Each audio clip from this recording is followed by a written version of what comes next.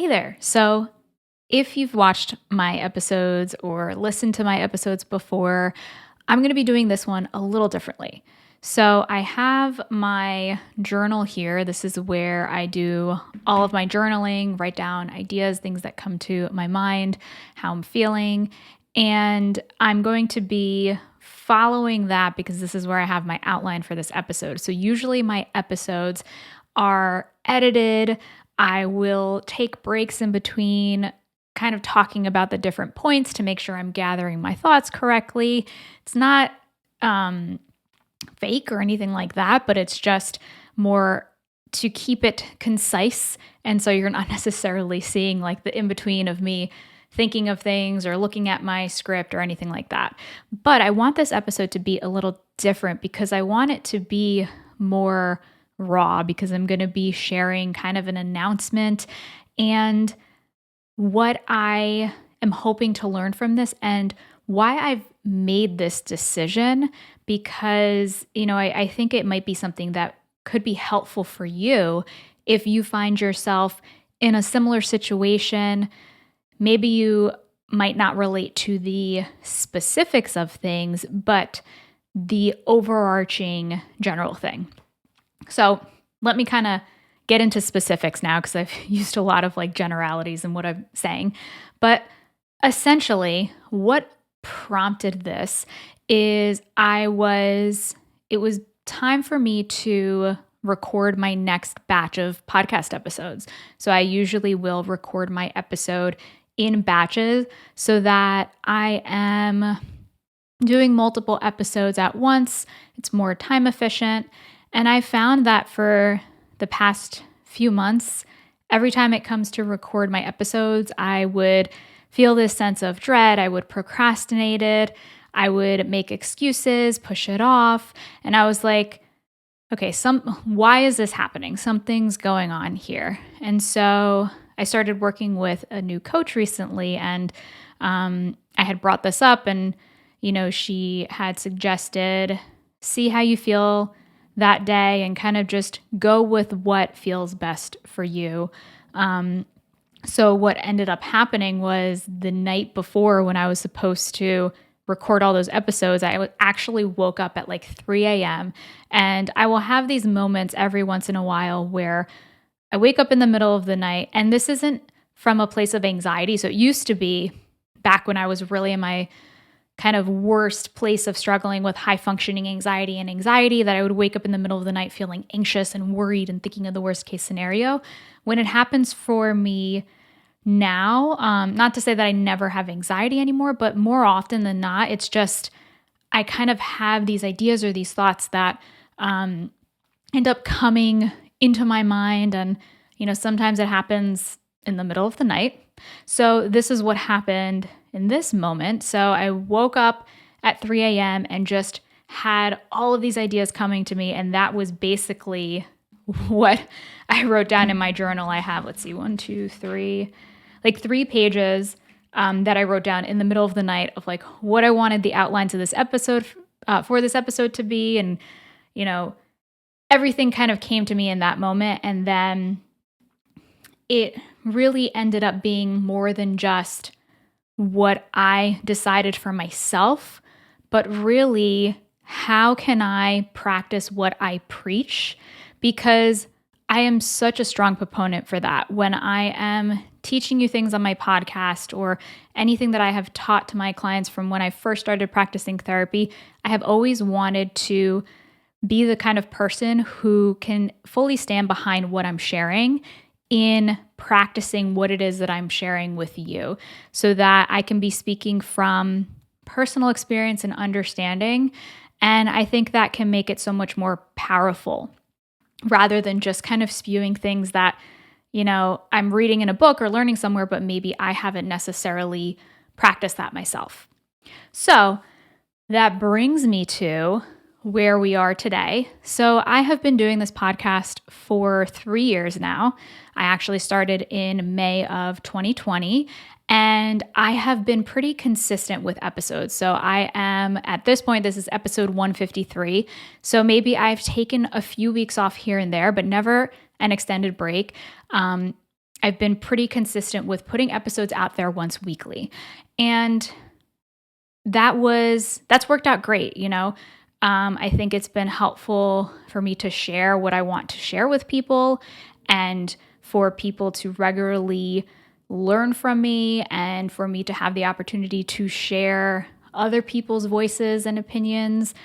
However, when I shared previously getting to that point of, okay, dread and like procrastination with making new episodes, I was like, something isn't right here. And so that brought me to where I am today, where I have decided to take a break. Now, this is not me stopping my podcast. This is not me taking like a 6-month break or anything like that. This is more me realizing that it is important for me to take a step back and to reflect on why am I doing this? And rather than, because I think it's super easy when we get caught up in the day-to-day and the routine to just do something because that is what you've always done, or because somebody told you to do it at one point in the past, and so you just feel this sense of obligation or a sense of guilt if you don't follow through with it. So for me, there would be thoughts of, okay, well, I can't let down my listeners or subscribers, or, you know, I need to be consistent. Otherwise, everybody's going to forget about me, or, you know, all of these obligations, all of these thoughts of fear or guilt that would come up that kept me stuck in this pattern. Not to say that like I hated doing this or this was terrible. By no means. I love doing this and creating this. However, I think because I have not allowed myself some time away to step away, because I think especially when it comes to creative things, it's important to have space. And when you've been doing something pretty consistently without taking breaks, not to say I haven't taken breaks, because I have batched my episodes, that's allowed me to take time off when I need it, but still I've been still dealing with this kind of pressure of like, okay, you need to put an episode out every week or create something new every week. And so this has put me in feeling like I'm in a cage of my own making, feeling like I need to continue onto this hamster wheel without really reflecting on, is this actually what or how I want to be doing this? So, you know, this can be something that applies for you. If you feel like you are doing something out of obligation, you feel as though you have to, or somebody's told you to do it this way, and you feel as though this is the only way to do it, and especially when it's something that you have some control or flexibility over. I know that if you're working for somebody else, or if you have certain responsibilities, you don't always have 100% control or any control over what you're doing. And I can totally empathize with that. I've totally been there. However, if you do have some level of control over anything that you're doing, even if it's the way that you're doing things, I think it can be really valuable to take a step back and assess, okay, I'm doing it this way because this is the way I've always done it, or because this is the way I feel like it needs to be done, but is this really working for me? And maybe this is something that worked for you in the past, but things have changed, you've changed, and it's no longer working for you anymore. And that's perfectly okay. We all change as humans. We all go through different phases and seasons of our lives. And so just because something worked in the past, there is no need to feel pressure to kind of force yourself into this box of having to do it that way all the time. In fact, that can be really confining and that can be really stressful, especially if you're somebody who is a high achiever, who is struggling with anxiety, who is struggling with putting pressure on yourself. There's no reason to continue to put more pressure on yourself than you already are. So this I think this really started when, for me, in September of this past year, 2022, I decided to take a break from Instagram.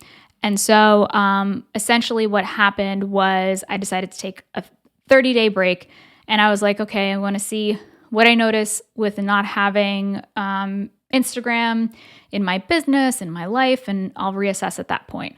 It turns out that I never went back. I actually have not logged into Instagram once since I decided to take that break. I think it was like September 10th. And I think that small, maybe not small, small-ish change may have kind of started this shift into reassessing, okay, this was something that I had done because I felt like I had to do it. Everybody else was telling me to do it. I felt like I needed to be out there, but it did not fit with my personal values and my personal beliefs of, sharing every moment with everybody else. And that works for some people and that's great. But for me, it was a lot more stressful than it was enjoyable. And so I think that kind of brought me to this place where I'm kind of reevaluating, okay, are there any other things that I've been doing because I feel like I have to be doing them, but maybe I don't have to be, and maybe I can find a different way of doing them, or maybe I can get myself out of this cage I have created for myself of obligation and fear, and do things more from a place where I am in alignment with my values and the things that are important to me, and also creating from a place where I feel like it's not coming from a place of fear or obligation, but it's coming from a place of having my cup more full, and a place of passion and enjoyment. Because that is really why I went into this. Of course, this is something that I started as a way of marketing my business and supporting people in that way. However, more than that, it's really because I genuinely want to help people and want to share this information for people who may not have access to work with me or to work with a therapist or anything like that. And so it came from this place of real passion. And so I don't want to lose that or step away from that. So me sharing this is to give, in a way, not that you need permission from me by any means, but sometimes I think seeing somebody else do something can give you a permission slip in a way that it's okay to do what you need to do if you feel as though you need to take a step back, or you feel like you need to reevaluate your relationship with certain things that you have been doing in your life, in your business, in your career, at school, anything else. So referring to my notes here, because I kind of went on a tangent, but what I'm hoping for with this podcast is that it's going to become a space for my inspirational moments, things that are triggered by working with my clients and students and the members in my membership community, the Calm and Ambitious community, a place to educate those with high functioning anxiety. And for me, I want to take some time back or take a step back so that it's going to become less of an obligation and more of something that I can be creative and flexible with and start having more fun, being more real. And so maybe that means one episode every other week. Maybe that means taking off 1 week a month. I really don't know yet. And I am hoping in creating this space for myself that will give me the clarity to decide what's the best fit for me moving forward. And maybe I decide I'm going to take this time off now, and then, maybe periodically, maybe like twice a year, take off a month or so and, draw from like the greatest hits of the podcast as episodes that will be released during that time. I don't know, but those are just some ideas. But, in general, here's the thing. Sometimes it's necessary to take a step back and be on the outside to gain the perspective necessary to listen to yourself, look at things objectively, and take the next steps. So that's really what I want to do. And this is important to me because I help a lot of people who are struggling with burnout. So they've reached a point of burnout, or they're fearing that they're on the path there. And for me, because this is something that I have worked on personally and I've become more in tune to, I can assess for myself. I know when I'm doing something and I'm getting to the point where, okay, this could potentially reach burnout. And so this is an opportunity for me to kind of take a step back, reassess, and see what needs to change, how can I be kinder to myself, etc. So this is also an opportunity for me to take that space to prevent me going into that place of burnout. And so that's really what I'm doing, why I'm making this episode, to share with you what I'm doing and why I'm doing it. And to see if maybe you can relate. Maybe you've experienced something similar. Maybe you're in a similar situation, maybe not exactly the same. Maybe you don't have a podcast, but maybe you have certain obligations that you feel like, I need to do these things. And it feels like if you don't do them, then everything's going to fall apart. But really, that's often just coming from a place of emotion and fear and anxiety. And it's important to question these things that feel like they're so factual and they're so true that we cannot go any other way, because it's so easy to get stuck in these patterns of behavior that are really formed from fears and limiting beliefs and things that are not factual. So, one more thing I want to share. I think I said this already. Space is necessary, especially for creativity. And, this is my way of listening to myself and not constraining myself to the arbitrary rules and boxes I've created for myself. And so I'm excited to do this and try this. I feel like me doing this episode is making this out to be something more huge than it really is. I'm not intending for it to be that way. But, I do have a plan for, when I do take a break, to have something, because I have so many episodes that I've created and episodes from the past that you may not have specifically heard. I do plan on bringing some of that back, maybe taking bits and pieces from different episodes so that I can still share something, but then not have the pressure on me to constantly be creating things, at least during this period where I want to take a break. So that is my message for you today. I'd love to hear your thoughts on this concept, on this episode. If you've had similar experiences, if you are watching on YouTube, leave me a comment below. You can also send me an email at tati@becalmwithtati.com. And if you'd like to support me, keep in touch with me. I have a free high functioning anxiety quiz that if you have not taken that yet, you can take that to determine, do you have high functioning anxiety or not? You can get that at hfaquiz.com. I also have a free training on how to overcome high functioning anxiety in 90 days. You can get that by going to calmlycoping.com/workshop. And I also offer therapy and coaching for high achievers struggling with high functioning anxiety. I will still be continuing to work during this break from the podcast, so I will still be continuing to accept new clients if that's something you're interested in. There's links in the show notes in the description if you're interested in learning more. And I also have an exclusive community for high achievers struggling with high functioning anxiety. We have tons of amazing professionals and people in there who are on their journey to overcome high functioning anxiety. And so if that interests you, I would love to have you there. You can learn more by going to calmandambitious.com. So I think that is all that I wanted to share. I also wanted to thank my support system because I really could not do it without them. So that is Brianna. She helps to edit my podcast episodes. Rochelle is my virtual assistant.